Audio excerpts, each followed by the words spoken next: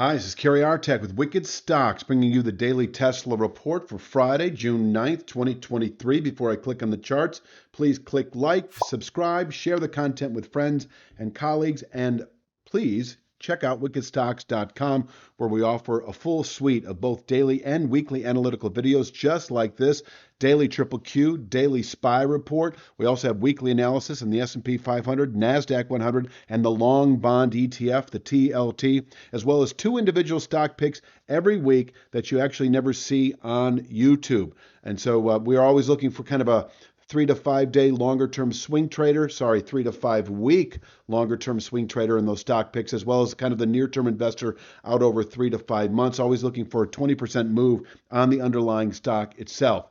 And so I think that pretty much rounds it out for the intro. Let's take a look at the charts itself. Just a reminder, I'm going to take a look at the weekly chart here, that last week we settled clearly into a long-term buy signal by having settled above the 206.01 long-term descending channel top. Remember, this is a weekly chart, and the actual formation itself goes back over a year, and in fact, close to 2 years. 206.01 is our base of support now through the rest of the year, essentially. Our initial 2 to 3 week target, which we're closing in on very quickly, is this 239.39 mid band. It actually shows up on the daily chart a little better. We're actually using these now, 239.72 to 241.50. It is a mid band off of these lows and incorporates this pullback high. That is the weekly low at that time, as well as this pullback high. These mid-band structures work pretty well in containing intermediate highs. So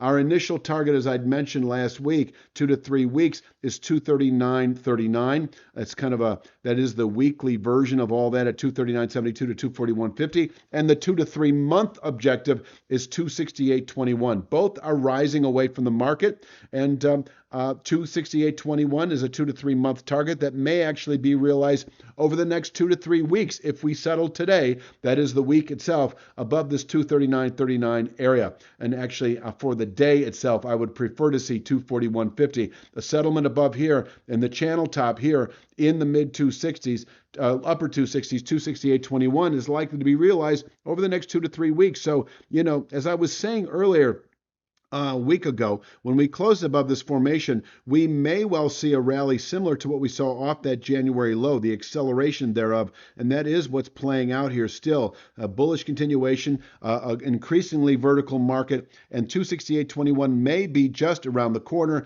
and if we settle today, once again, above 241.50, we should see it over the next week or two, where we can top out on a monthly, possibly quarterly basis and fall off from here back to channel support, which will be converging over the next month or so with this long-term channel top at 206.01. We'll be covering that in detail on a daily basis, of course. So we also have, I'm going to be talking about this in a moment, the 221.25 long-term Fibonacci level that we took out this week. That was expected. And let me talk about kind of the day itself. I'm going to zoom in here just a little bit and just kind of give you some rough numbers here. That 241.50 level, FYI, that we see on the daily chart here lines up with a steeply rising channel top at 241.81. We're still opting for 241.50, but just know that if we push through 241.50, that maybe just minimal slippage up to 241.81 before the market backs off for the day.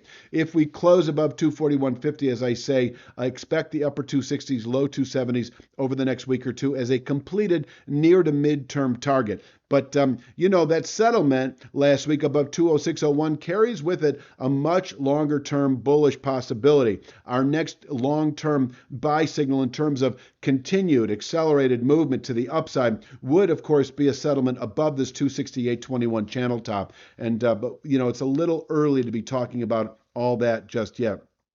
Let's take a look at the downside. I want to finesse this just a little bit. So 233.33, by the way, I'm going to jump back to the weekly chart here. I don't know if you were watching the market closely on Thursday, but it held a high earlier in the day, and then we took it out later in the day. But this 233.33 level, I'm going to call an intraday pivot point because of having contained it for a fair amount of Thursday's activity. I do think it's a decent support early on. Now, we did close just above it, 234.86 was the settlement price. But getting back to this chart here, 33.33 that I just showed you. If we break or open below it, that does allow 224.07. I say allow very purposefully because of the updraft that occurs here.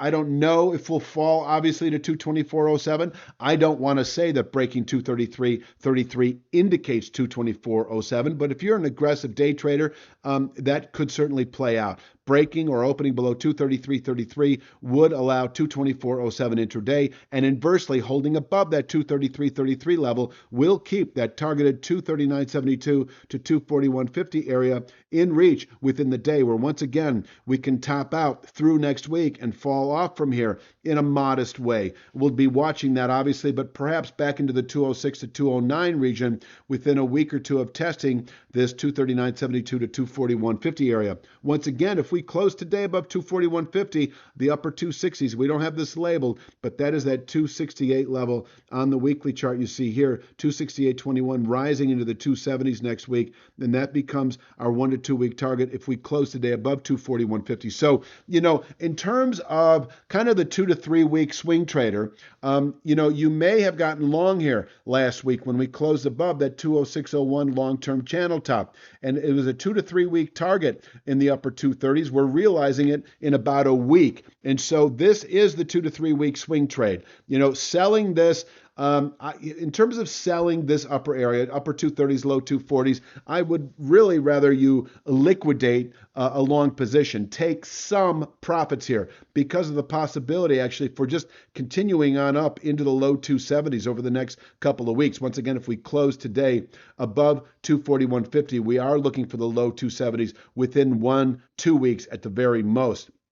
So if you bought, out of the money calls, 240, 235 out of the money calls a week ago, and we close above 241.50, you may liquidate some of those. But if we close above 241.50, just hold on for the low 270s because I think you're going to see it sooner than later. But getting back to this chart here, 224.07, 223.01. What is that? That is actually Thursday's low. And the setup here today, we had a strong up day, outside day, closing at new pullback highs. So if this market unravels, 224.07, able to contain session weakness. This is a good level to buy for the day. Good pullback support, and from here we can rally within a day or two into the targeted upper 230s. Now, in terms of the sell signal, it would be a settlement today below 223.01, closing below the low of the high. If the today's high of 235.23 remains intact and we close below Thursday's low of 223.01, that should pivot the market south early next week into that significant 206.01 to 209.55 region. 209.55 is a new one-third speed line you can see down here. So what am I saying? If you're a 2 to 3 day swing trader, let's say, you're buying 224.07 on a dip in anticipation of the upper 230s, low 240s as your profit-taking area. And not unless we close below 223.01, that is to say Thursday's low, which is the move high so far, that should pivot the market south. And I am going to ignore 221.25 as a pivot point level. Now, it may be, this could happen today, we break 224.07, we break 223.01, and 221.25 winds up continuing the lows for the day, and then we trade back up in the afternoon and close above all that. We close above 224.07. That can happen. But my bottom line is if we close below 223.01, no good reason to be long this market if your time frame is the next 2 to 3 days. And in fact, if your time frame is the next 2 to 3 days, I think you want to be short. Going short over the weekend, if you don't want to do that, I understand. But just know that if we close below 223.01, we should revisit long-term support 206.01 to 209.55 within a few days, where once again we can bottom out really through the rest of the year, and above which our next near term, in the relative sense of the word, objective, the 268.21 is expected. This is a 2 to 3 month target that once again, if we close today above 241.50, should be realized by the end of June or sooner. I'm going to leave it at that. I'm going on 10 minutes here. I'm going to leave it at that for Friday's Tesla report. Thank you for watching. Please click like, share, subscribe. Check out wickedstocks.com, and we'll be back Sunday afternoon with Monday's Tesla. You have a great weekend.